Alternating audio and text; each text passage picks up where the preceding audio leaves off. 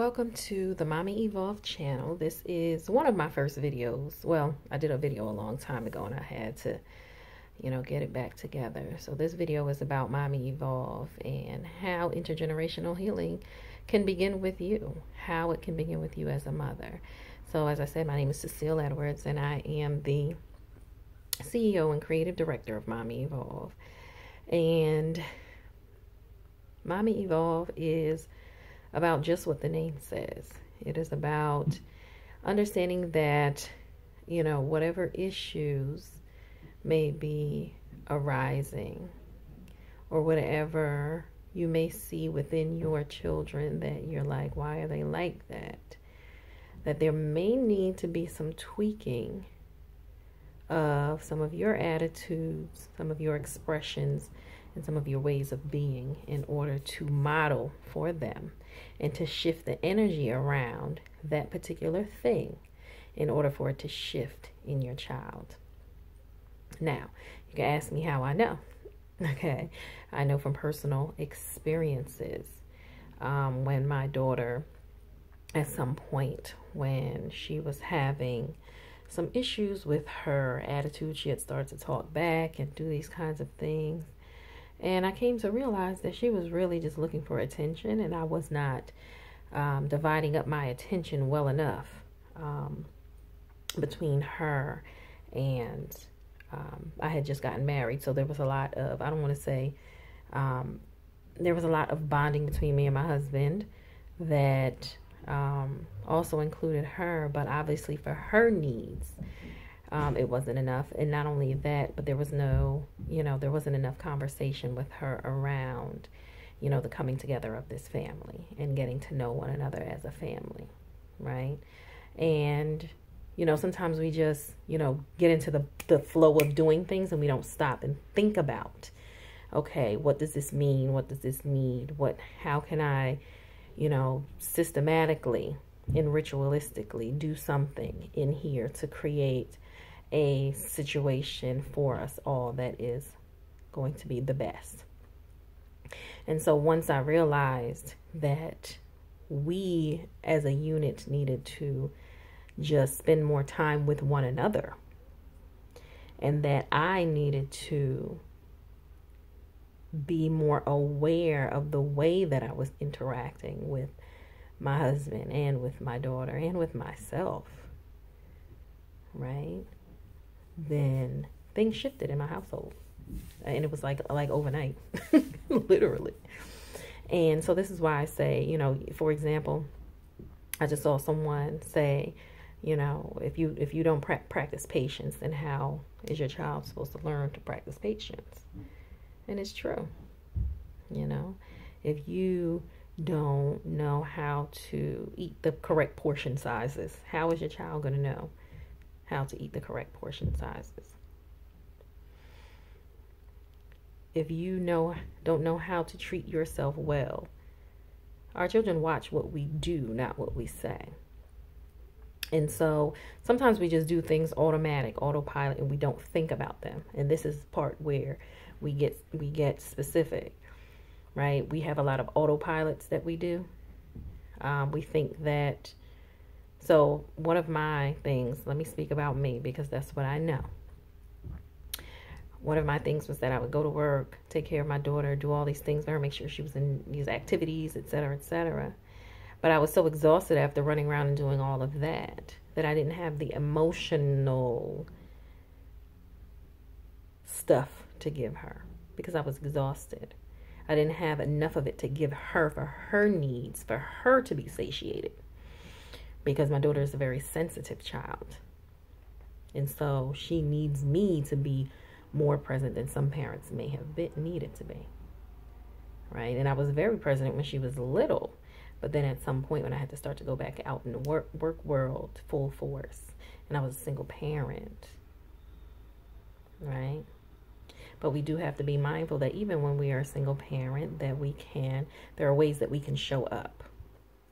And ways that we can interact with our child, make sure that we call them, consistently. Make sure that we set certain levels of consistency for them. Ensure that the people that they're around are treating them well, and that they know that you are present, that you talk to your children, and that you know what's going on when you're not around.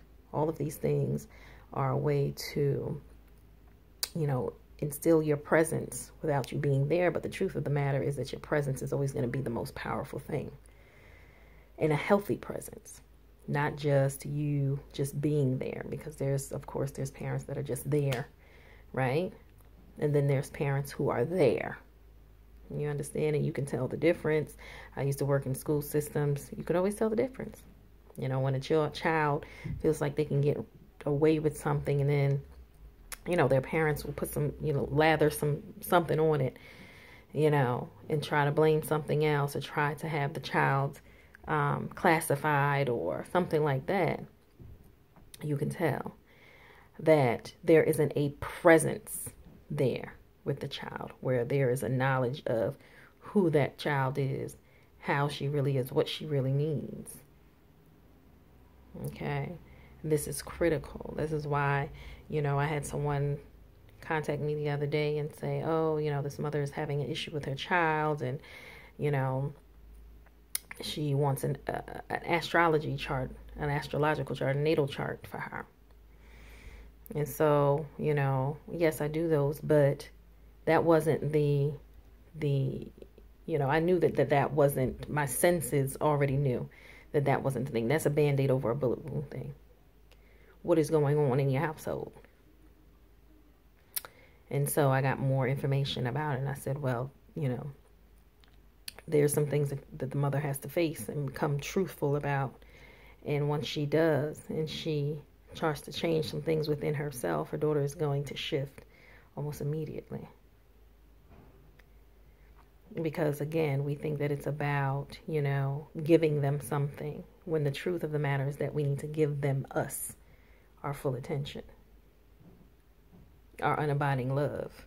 That's what we really need to give them, not another trinket, of course, they'll like the trinkets, but what they really need in order to make lasting change is to be able to see healthy interactions, to be able to feel free to discuss with you things that, who else are they going to talk to about it, really, when you consider it? There's no reason why our children learn about sex, and they learn about sex from school, and these detached people in school, these detached teachers, a lot of them, not all of them, but the majority of them, because they got 150 other students. Right? So this is really about, if there is something happening in your household, really taking a step back and taking a look at yourself. And this is not to blame you, but as a woman, you are powerful. And that's another video that I'm going to do about the metaphysics of women and motherhood, and how we affect everything, basically. Our mindset and how we carry ourselves and how we do things affects the way that has a ripple effect in our homes. We're sad and disjointed and not focused. That's what's going to happen in the household. That's what's going to happen in the household when we're frustrated and tired and not paying attention, no focus. That's going to be present in the household, because unlike what we've been taught, that, the man is the head of the household, the truth of the matter, and what we've always seen in our families, is that the woman is. Her emotions, her way of being is what directs that household. And so when you're talking about intergenerational healing and not wanting certain patterns to persist in your family, then you have to look at these things. We can't say to our child, oh, saving money is important, but then every 5 seconds they see us spending money frivolously on things that don't matter, and we have no money in savings.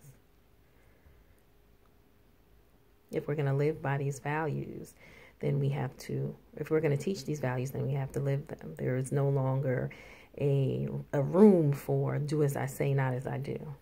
We've been doing that far too long, not just in our families, but in society.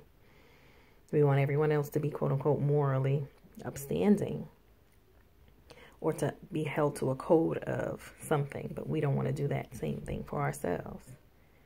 It's not acceptable. And again, I can tell another story about myself. Like at some point, my daughter had gained a lot of weight. And it triggered me because at that same age, I gained a lot of weight. And that was because of abuse, right? And so I was thinking to myself, like, what is going on? La, la, la. You know, but when I really stepped back and looked at the situation, it was, you know, she was going through some things where she was thinking that she wasn't loved as strongly anymore because of her father and I's separation and, you know, those kinds of things. And so it was her emotions, and it was emotional eating, you know, similar, you know, emotions dealing with self-worth, you know, from the abuse and from the separation, the same manifestation and weight gain from both of us, but different things, but could be dealt with differently. So I could have just been like, oh my gosh, she eats too much, and she's, you know, and just been trying to put it off on her like it was something going on with her. But I was able to thankfully recognize what was going on within me, which was a fear,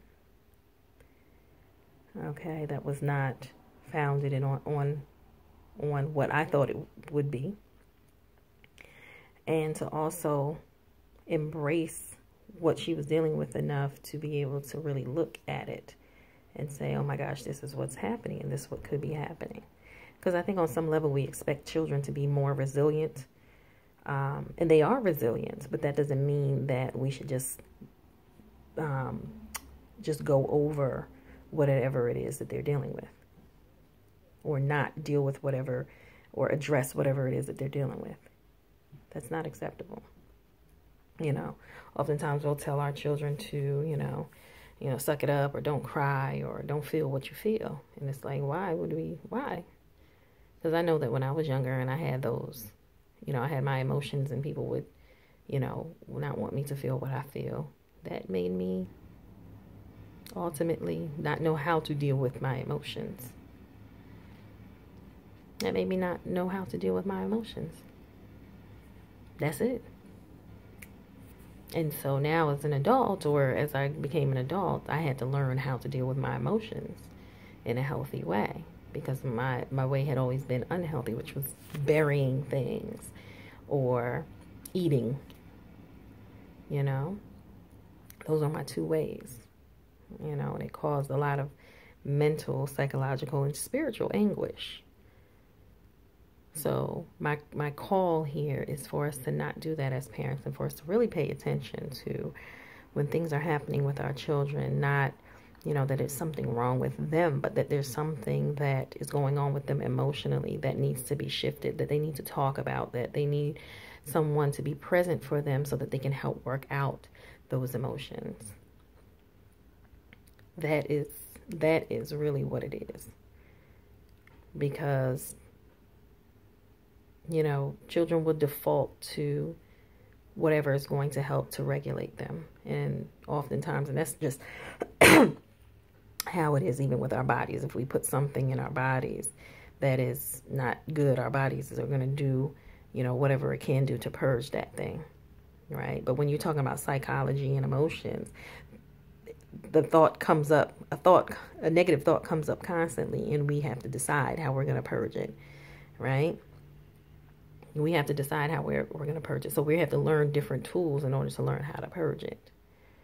And if we don't know those tools, you know, those have to be taught. Our body will self-regulate, you know.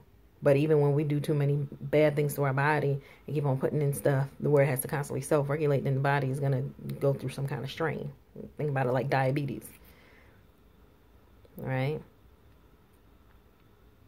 So we have to really look at that and really think about it, because I always can pinpoint, You know, even just the way we conceptualize their behavior. If they do something and we're like, oh, that's so bad.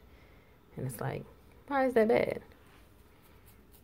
Instead, let's ask or say, oh, what is it that you're trying to determine about life that I'm missing, that you want to know? What's going on? What are you feeling?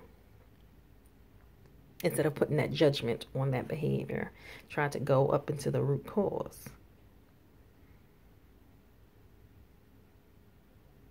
Right? And this, again, this starts within us. Because if we are still judging our own behavior,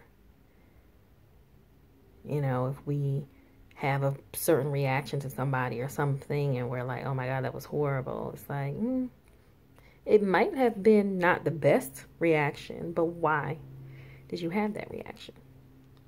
And what other reaction have you ever had in the past? And if there's never been another reaction in the past, that means that it's rooted in something.